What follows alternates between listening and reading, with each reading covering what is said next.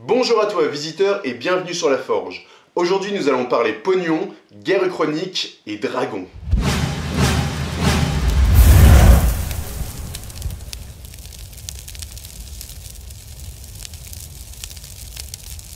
Avant de commencer, je tiens à vous annoncer que la chaîne atteint bientôt ses 500 abonnés. 500 c'est énorme, c'est quasiment une petite salle de concert. Je suis une rockstar en fait, c'est cool.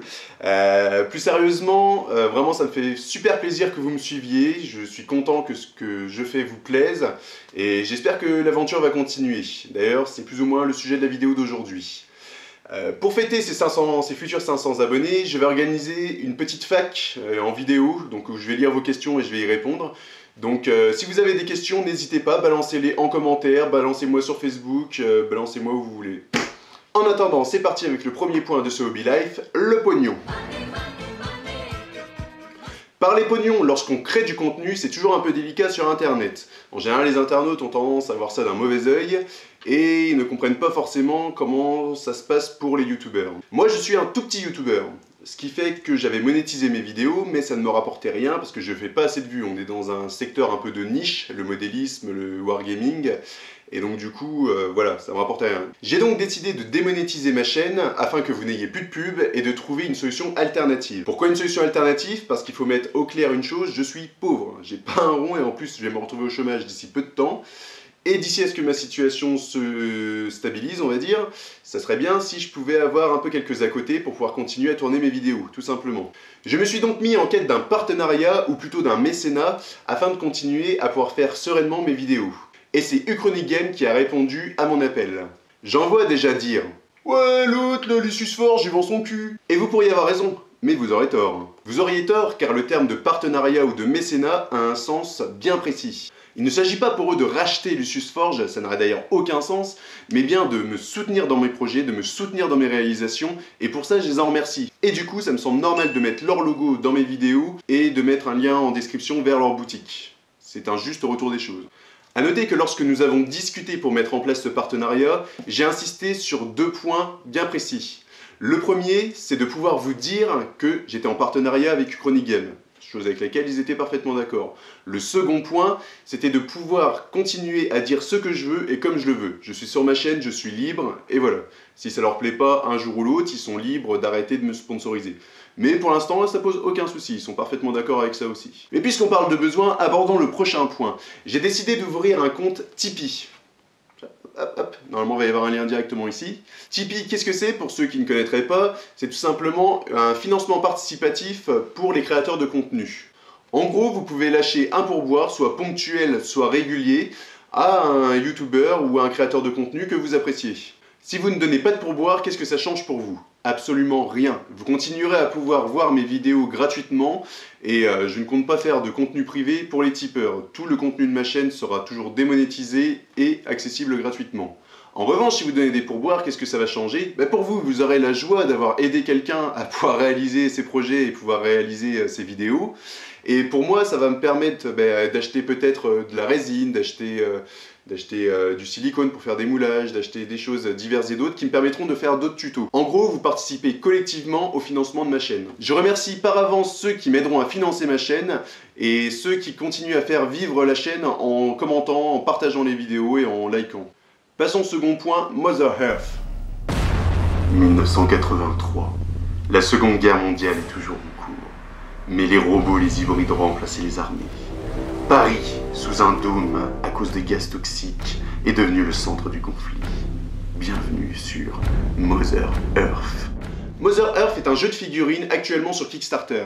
L'action se déroule dans un monde uchronique en 1983 où la Seconde Guerre mondiale n'est toujours pas terminée. Les armées ont été remplacées par des robots et des hybrides et les grandes batailles se sont transformées en escarmouches afin de contrôler des districts au sein de villes. Paris est devenu le centre de conflit mondial et la France a été obligée de placer ses villes sous des dômes de verre. Voilà pour le pitch et ça envoie du rêve. Mais pourquoi est-ce que je parle de ce jeu? Pour trois raisons. La première, c'est que je fais ce que je veux. La seconde, c'est que c'est le projet d'une petite boîte française dont l'un des fondateurs est membre du Forum Warmania. Et ça me fait plaisir de lui faire de la pub. La troisième raison, c'est parce que, mais bordel, vous avez vu ces figurines, comment elles défoncent?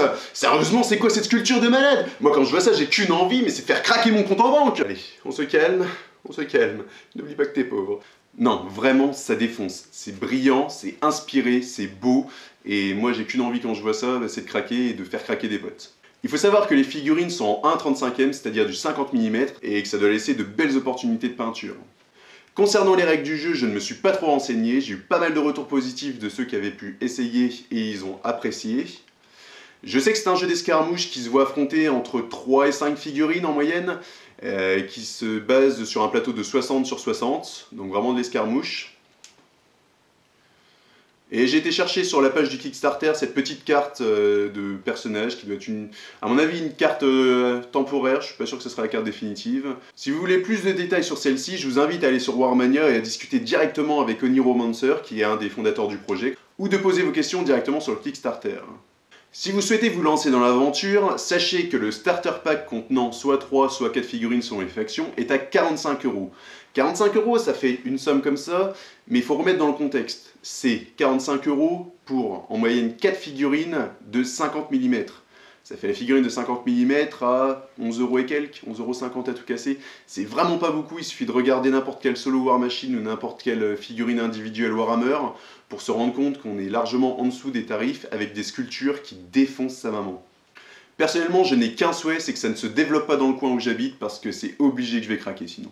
Bref, je vous invite à soutenir ce projet que je trouve vraiment bien. Vous pouvez discuter directement avec l'un des fondateurs sur Warmania et il est très accessible et très à l'écoute des demandes. On a fait plusieurs remarques sur la construction du Kickstarter et il nous a écoutés, donc c'est vraiment super.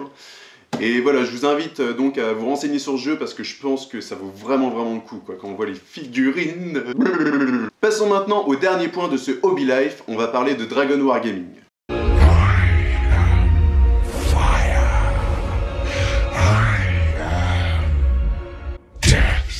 Lorsque j'ai réalisé des Hobby Life sur mon blog, j'avais pour habitude de faire de temps en temps ce que j'appelais des coups de projecteur. C'est-à-dire que je mettais en lumière un blogueur, un youtubeur ou une personnalité, n'importe qui, du monde de la figurine, du wargaming, du modélisme ou du jeu de société que j'apprécie et que je voulais mettre en avant. Je me suis dit qu'il n'y avait aucune raison qu'en vidéo ça continue pas, donc aujourd'hui, un coup de projecteur sur Dragon Wargaming. Dragon Wargaming, c'est un YouTuber que j'ai rencontré lors de la création du collectif YouTube Wargamer France, puisqu'il en est l'un des fondateurs lui aussi. Je ne le connaissais pas avant et c'est Sanctuary Painting Studio qui nous a mis plus ou moins en relation. J'ai depuis appris à le connaître et en plus d'être un gars très sympathique, c'est aussi un YouTuber de talent. Sa chaîne regorge de vidéos plus intéressantes les unes que les autres. Vous y trouverez des tutos en modélisme, tutos en peinture, vous y trouverez des astuces du quotidien afin de mieux vivre sa passion.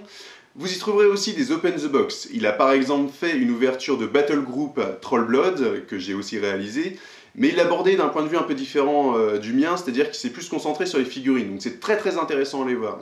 Si vous ne connaissez pas encore le bonhomme, je vous invite à aller voir sa vidéo FAQ qu'il a réalisée pour ses 500 abonnés. Et vous apprendrez à mieux connaître un wargamer passionné et surtout passionnant.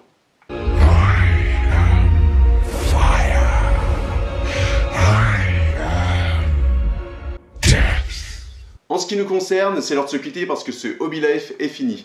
Je vous invite une nouvelle fois à poser vos questions en commentaire pour la future FAQ que je vais réaliser. Je vous invite une fois de plus à vous rendre sur YouTube Wargamer France, vous y trouverez toutes les vidéos parlant de votre passion. Sinon visiteur, prends soin de toi et à la prochaine.